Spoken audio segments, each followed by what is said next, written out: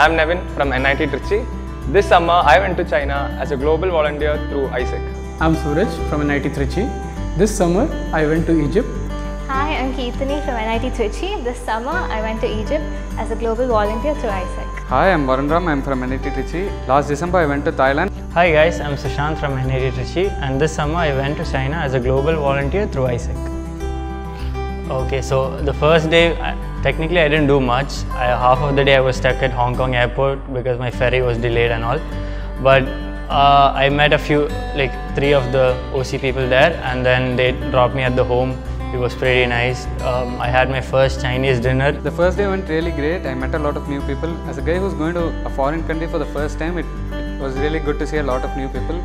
And we had a combined dinner that night where we really had fun. So the first day we went to Mansoura from Cairo, and from there we had dinner in this hotel called Pyramisa, which had amazing Egyptian food like authentic real shawarmas. After a long flight, I'm very excited to meet them. So I guess even they were.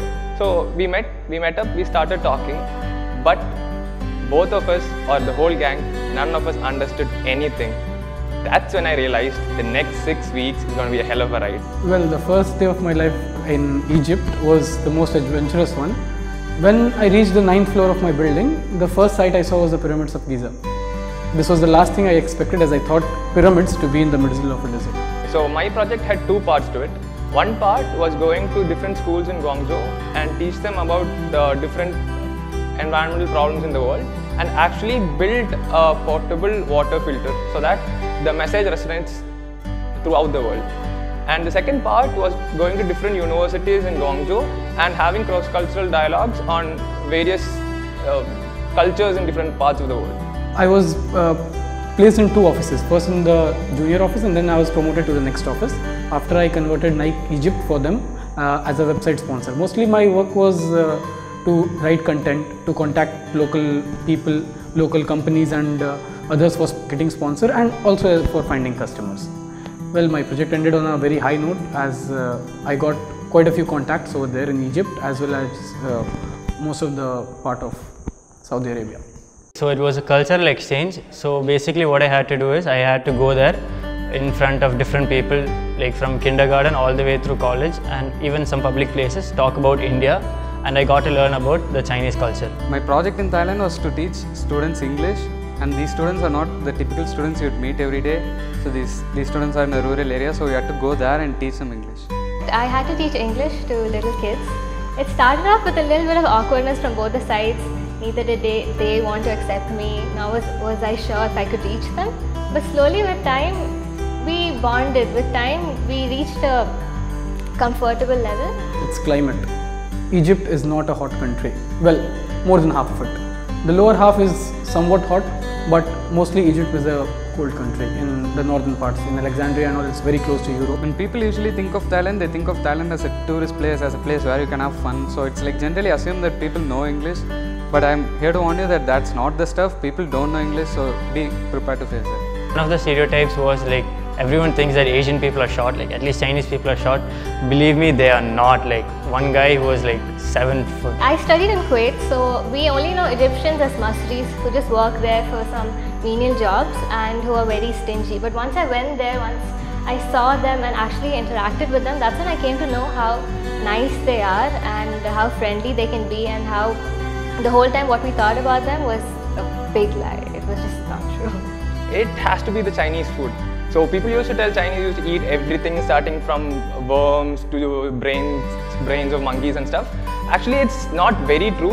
Okay, there are parts in the villages where they still eat dogs and stuff, but in the metro, it's almost like any other metro in the world. Like people are kind of civilized. Today I cooked for 30 people. In our apartment, it was like 3 days before my birthday. I didn't know what to do for a treat because Egypt is more expensive than India, obviously. So I decided to cook at home. And this time the problem was 30 interns. Like in one building we had 3 floors in which 10 interns lived on each floor. So we had 30 people all over for which I had to cook, and it was amazing. Like all sorts of like 6 or 7 dishes which I cooked. Everyone liked it, and it was a very fun day in that. I think the highlight of my project was how the number of people I met from different places and how we traveled together to a lot of places. We went to this place called Rasalbar, and of course Alexandria, and lots of touring in Cairo. There were thousands of amazing moments, but there was one heartbreaking moment. That was the farewell. Like, I never thought I'd miss them, but that was amazing how well I bonded with them and all. People in India usually take the education system for granted. Even though we have free education and all that, people still don't go and study. But I'm here to say that there are people who don't have that kind of education, so please make use of that opportunity when you have it. What I realized was the importance of perspective in life. I'll give you 2 examples to highlight this. Like over here in India, if someone says you don't believe in God, they'll be like, they'll just look down upon you. But over there, if someone goes and says, okay, I believe in God, they'll be like, God, really? And this one, and the next one is, like over here we consider arranged marriage as a very bad thing. But over there, how it works is you have to find a girl for yourself. And then the guys over there realize that it's a very hard thing to do. And when I told them about our system here, they'll be like, wow guy, you're so lucky, you can get a girl of your, you'll definitely get a girl. So that's when I realized how the importance of perspective. ISEC provides you an opportunity to meet people from across the globe. I got a chance to meet people from 30 different countries. Well, if you need to live over there and you need to successfully complete your internship period of 8 weeks, you need to adapt to the cultural differences of all the people of all the countries, and in the process of doing so, you get a great experience. So if you're someone who's very fussy on the food, then maybe China is not the right place, because I had a friend who was living 6 weeks on biscuits and McD. But you can any day choose one of the other exciting programs that ISEC offers and have a great trip.